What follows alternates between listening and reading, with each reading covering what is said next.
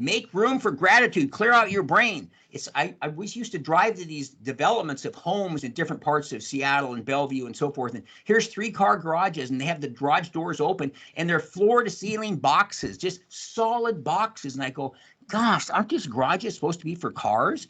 And so it's just, and they have a little slot in the center where they could go down and access the boxes and things. And I thought, it's so important. Sometimes you got to do some spring cleaning and get stuff out of your brain. And that's why I say, if you get away from toxic people, that's one way to help free up some brain space. They won't be bringing you down. And somebody once said to me, if you want to change your life, change your life. And I thought, gosh, what a great tune. But it's kind of like we've all gotten, you probably heard this. We get in the cars and we go out there, and the windshield, it's about 4 or 5 feet wide and it's about 2 feet deep.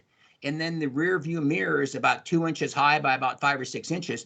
That should be how you look at your life. Focus mostly what's in front of you. You can glance in the rearview mirror and see what you've learned from, and pay attention. If you see flashing blue lights, you have to pull over. But for the most part, focus on what's in front of you, and that's where you're going to really have this gratitude attitude. And you can change, as I said, starting today. And it's starting at the end of this talk or 5 minutes into it or whatever. It's this thing that you get to choose, and you can change, and you can snap your fingers. And I'll give you a good example. I worked at Nordstrom for a long time, and the way Nordstrom works is that you start at the bottom and you work your way up. And I was selling suits and eventually worked up to be store manager, and I managed a small store, then a medium store, then a big mega store, which had about 600 or 700 employees.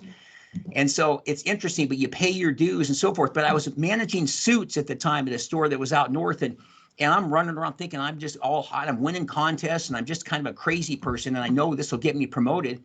And one day I talked to this guy in the lunchroom. He comes up to me and he says, "Can I talk to you for a second?"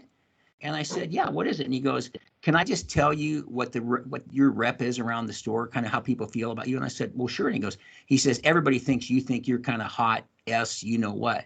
I went, "Really?"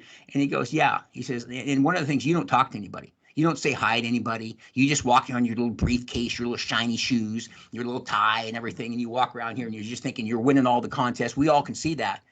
And his name was Steve Soray. And I said, "Steve, thank you so much." I extended his hand and shook his hand. I said, "Thank you so much for telling me that. That means a lot to me." And I walked out that door and I snapped my fingers, and I became the friendliest guy in that store.